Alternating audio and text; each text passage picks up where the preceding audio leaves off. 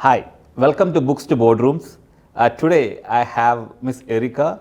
Miss Erika is the CEO of Drink Dry. So let's hear from her. What is Drink Dry?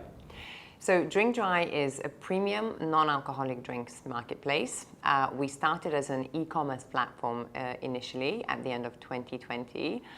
We had further successes along the way going into B2B world, but we want to keep that as a core message that we are premium non-alcoholic drinks marketplace. We source our drinks from Europe, UK, all over the world, and try to bring it all into the Middle East. So before I get more in details about your product categories and your distribution landscape, tell me a little background about yourself and how long you're in UAE. What made you start Drink Dry? I think there's so many different variants that came together to make it happen for me when I started Drink Dry. My professional background is nothing to do with business or the world of entrepreneurship. I studied history and politics at the University of Nottingham in the UK. I then went on to work for the Lithuanian Embassy in London and was very happy to, progressing on my career path to become a diplomat. And then I met my husband, and then the plans kind of changed a little bit. I then moved into a private sector around 2015 and worked in different elements with FMCG and mainly beverages. And then funny enough, I was trying to start a family. My husband and I were trying to start a family, and we took a really deep dive into our health and our lifestyle. Are we sleeping enough? Are we drinking enough water? Are we exercising enough? Are we eating well enough? It's not just the fact that I'm not hungry all the time. Am I putting the right ingredients and right nutrients in my body? And, am I consuming too much alcohol? Was one of the questions that we asked ourselves when we were trying to get healthier in preparation for starting a family. So I gave up alcohol in 2015 because it just didn't sit with me well anymore. I wanted to change that. And we were in the UK at that time. And, we were so, I think, lucky. And I say one of the things that just happened for me. The category, the notion of premium non-alcoholic drinks first started to come into the market as I started exploring the category. And so we were the initial guinea pigs in the UK of the first non-alcoholic beer breweries popping up, world-renowned wine producers started producing fantastic non-alcoholic wines for those people who wanted the element of celebration, continue to enjoy the gastronomy in the way that we're used to, but without the effects of alcohol. And then we never kind of looked back, and my husband has had a business in the Middle East since 2008. So 2019, we made a move to the UAE as a family. And so at this point, I've worked in the private sector with FMCG products for a little while. I was a non-drinker who had all this wealth of knowledge about the category without even thinking I'm going to do anything about it. It was just a passion and something that I was really interested about. So I had all that wealth of knowledge there. And then we arrived to Dubai, where I knew Dubai a little bit. We had some friends, we had some family who lived here, but it was new, And when I started exploring what's available here for consumers like me, I realized that there's nothing here. And that was the beginning of, I think it was the frustration as a consumer, that I decided enough is enough. Surely there must be other consumers like me who are looking for these products. And that was the beginning. I think that's part of any entrepreneurial journey. And I think most of the successful entrepreneurs, they look at the market problem and see if there's any product or service which can satisfy their issues. Absolutely. And if there's not something like that, I think that's something that you should look into starting an organization. So you did the first part of entrepreneurship really well, identifying a problem. And so then how the next step? So you identified that there are more consumers like you looking for a non-alcoholic premium beverage, and it's not available. So that led you to think about starting your own entrepreneurial venture because you know the background of the product and how it's happening in UK. So that's the trigger point? It did. And I think just to go back a little bit, I think it is so important when you have a business idea.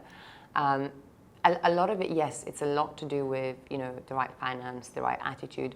But the key message that I think is so important is, does your idea solve a problem that consumer has?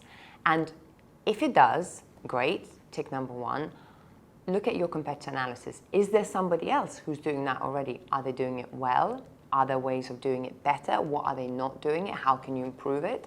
I think that is the key message before starting any business. And I think when we looked into it, does our solution of bringing premium non-alcoholic drinks into the market solve a problem? Yes, it does. For expats who are familiar with the occasions of consuming alcohol, the fact that the red wine goes with red meat, etc., it offered an alternative. And in 2020, post-pandemic, all of us started looking into different alternatives. Alternatives to meat, alternatives to milk, alternatives to harsh chemicals we use in our home, alternatives to petrol-fueled cars. It's all about bettering our day-to-day life in one way or another, right? So for us, that was a huge tick. Then we looked into, is there a competitor out there who's doing what we're doing? And, fast forward 3 years, there still isn't anybody like us who's doing the same thing. Just kind of normal, generic, non-alcoholic drinks have been in the market for a very long time. But you look into, they're full of sugar, they're full of preservatives, they're full of additives. They are not good for you. So if you're looking to replace something for something else, it has got to be something that's better for you, right? So once we answered all these questions, I think, for me, I sat with it for a little while because there's a lot of fear, whether we like it or not, when you are deciding to make that leap into the world of entrepreneurship. There's fear because there's a lot of unknown, right? That unknown it's blissful in a way because ignorance is bliss, and what you don't know, you can't be too scared of. But you have to assess the pros and cons. By that point, I had 2 children. We just moved to Dubai. Is this the right time to do this? Is this the right time to start a business? Do I have enough information to do it? Am I capable to do it? Do I have enough finances behind me to do it? There were so many other questions that we had to answer, myself and I have a co-founder, that we had to answer before we went into the business. And it's, to this day, I still think there are so many great ideas out there that the entrepreneurs don't take that leap, and looking back, if I had the same opportunity again, I can't sit here and tell you 100% that I would do it again. With everything that I know now and the challenges that came along the way, I can't tell you that I would 100 million% do it again. So, but again, when you had a lot of the right questions you asked before you started. Yes, you have to. And then did you take any help from someone to at least handhold you through the initial process? Yes. So because that's one of the things a lot of entrepreneurs are a little doubtful, that should I go to a consultant or should I go to ask somebody which I know who can help me and guide me. So what is that process you have gone through? I think it's lesson number 1 that I learned. You have to be humble. You have to be humble and accept what you don't know. I made a list. I made a list of my strengths and my weaknesses, and I don't have to show it to anybody. It's just for me to see and for me to know. And once I identified what are my strengths as a leader, what are my strengths as an entrepreneur, what can I bring to the table, then I did the same exercise. What are my weaknesses? What are the things that I don't know? And that made it very clear to me, okay, I need to find somebody who can help me with X. If I don't know much about digital marketing, then I will find somebody, whether it's a consultancy or a one-man band or whoever it may be, who will help me with that, As the business started to grow in the first year, I had to find a mentor who helped me in my leadership style, who helped me define my leadership style. So you absolutely have got to ask for help. And you would be surprised how many people are out there who are willing to give up their time and energy to help other people. You would be really surprised. I think that's something really great. I think, most of the time people are hesitant to ask for help. I think it's very important because you are investing your time, hard-earned money. I think it's very important that you ask the right person, the right question and the guidance. So did you start small or did you start at the scale? How was your start? We started very small. And I always say big ideas have small beginnings. You have got to start somewhere. And particularly when you don't know what to do, just do anything. Anything. Make that first phone call, get a website. Any small beginning is okay to start with. So we did start small. We started as an e-commerce platform. It was just myself and a couple of external freelancers that we had. And very, very soon we realized that we tapped into such a huge demand for products that even we didn't anticipate that in our wildest dreams. So to give you an example, we launched our e-commerce platform, soft launch, no digital marketing. We didn't have anybody doing marketing for us. We launched it in, I think, 14th of December 2020. And with the stock that we had shipped, and we thought we were very bullish and brave with the stock holding that we had. We thought, that will last us a minimum of 6 months, if not longer. We were out of stock by the 5th of January, and we were air freighting. We were flying goods to Dubai because we couldn't go out of stock. We were so new, and it was all word of mouth, people discovering us, telling their friends, sharing with their fitness group or, whatever circle they were in. And then we had to really up our game, and supply chain isn't the easiest thing at the moment for any business. So we had to be super fast in getting more goods ordered, sent to us. We were air freighting at a huge loss to us to even satisfy the demand and not lose it. And then, looking back, hindsight is a great thing. Then one thing led after another. So we were approached by 2 major retailers here, and they asked us to come in and offer them a one-stop shop solution with our range of premium non-alcoholic drinks. So we then started supplying them, which was a huge deal for us, And when you are a startup business selling a product that you have no idea how the product is going to perform, because nothing like our products have been in the market before. So imagine if you are bringing in a disruptor brand to Heinz ketchup. You at least know what Heinz ketchup sales are in the market, so you can make a guesstimate. You can say, okay, in the first year, we're going to take 10% market share, 5%, 1%, 50%, and then you can work around that. When you are bringing in something entirely new into uncharted territory, you have no idea how it's going to go. So forecasting is just an absolute guess. It's not even a guesstimate.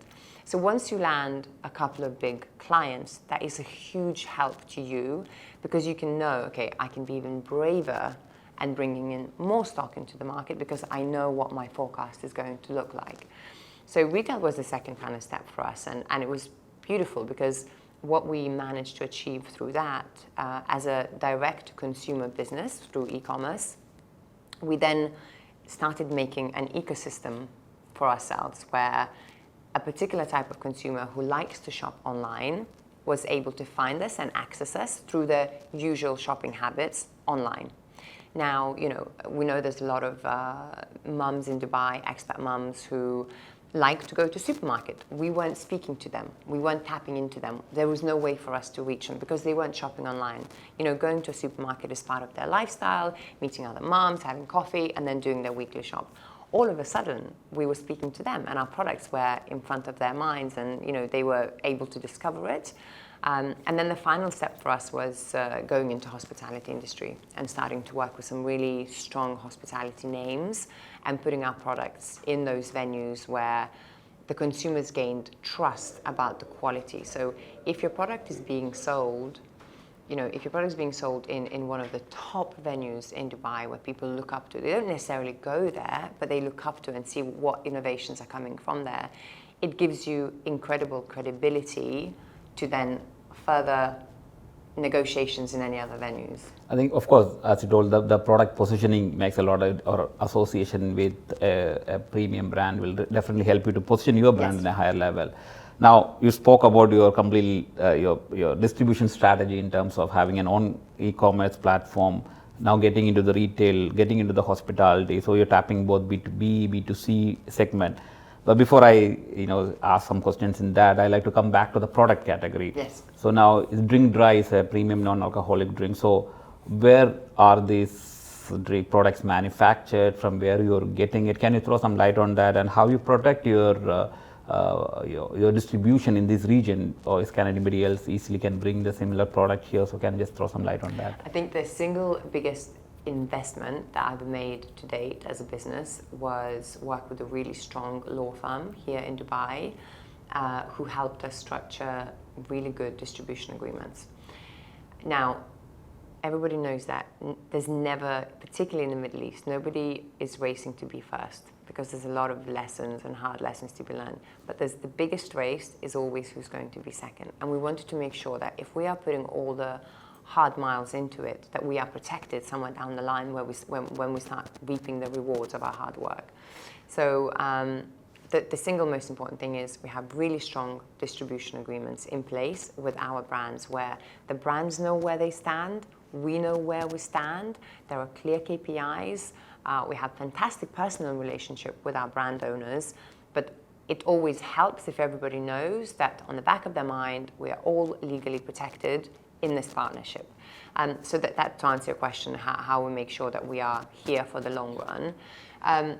What we have done when we were looking for our products to come into the market, I'm not a sommelier, I'm not a connoisseur, I'm a simple consumer. And to this day, when we are doing sampling of the products that the brands send us, I now have a team of almost 14 people, a couple of freelancers in there. We sit down and we're tasting any new products, and I always remind everybody, don't overcomplicate this. We are simple consumers who are sitting down to try something.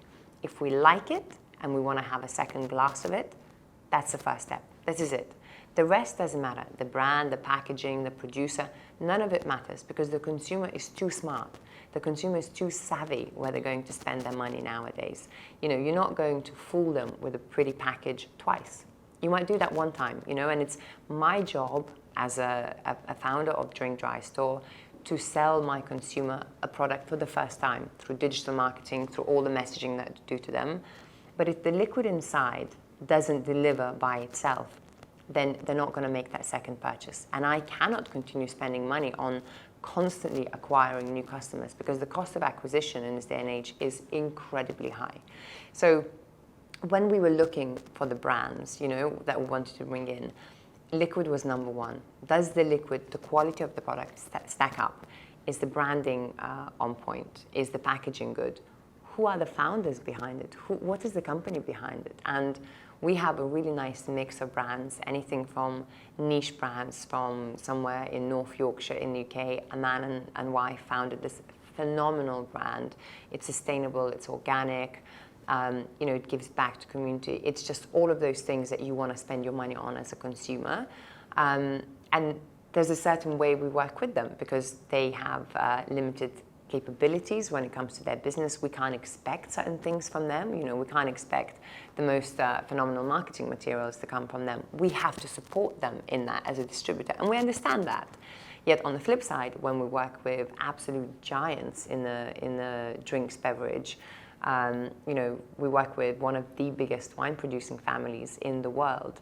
Now, when you work with somebody like that, it's very corporate and there are structures and places, things in place, and it's very different. So you have to adapt, but we want to make sure that we have a range of both so we can play on the strength of the brand, of certain brands. So if I show to you, well, hey, do you like this? And you go, yeah, I recognize this. I see that everywhere in Europe and I recognize the brand. So there's a strong pull from the brand. And then on the back of that, I can say to you, but hey, next time you're trying something, try this really beautiful craft niche product. It's a little bit more expensive, but these are all the wonderful USPs of it. And the consumers like that. They like to have a choice between mainstream and craft and niche. So I think these are the kind of elements that we look at doing. The category is forever evolving, so we have to think on our feet, Even if we are not looking for another non-alcoholic beer brand, and then, wow, we see this fantastic brand just emerged out of nowhere, then we have to readjust and we have to think, okay, maybe we are now looking for a new product. So, let's have a chat with the founders and see what they're like. What is their ambition? What is their strategy? Are they looking into exporting? Are they interested in the Middle East? Are we the right fit for them? I think it's something that I've learned from my business mentor is business is personal. And I really struggled to understand that in depth to begin with because I felt like going into the world of business, you have to be tough, you have to be ruthless, you have to be different, you have to leave your personality, your honest self behind and go into the world of business like a business person. But in reality, business is personal. We are dealing with other human beings. And once, I remember when my mentor said that, it just, all the things clicked. The whole picture became so clear. And So one of the main things that when we're looking at a brand, who are the people behind it? Can I work with these people? Can I work with them? Can I go through different troubling times with them? If something goes wrong and they send us the wrong shipment or we give them the wrong paperwork, are we able to work it out together and come out stronger on the other side?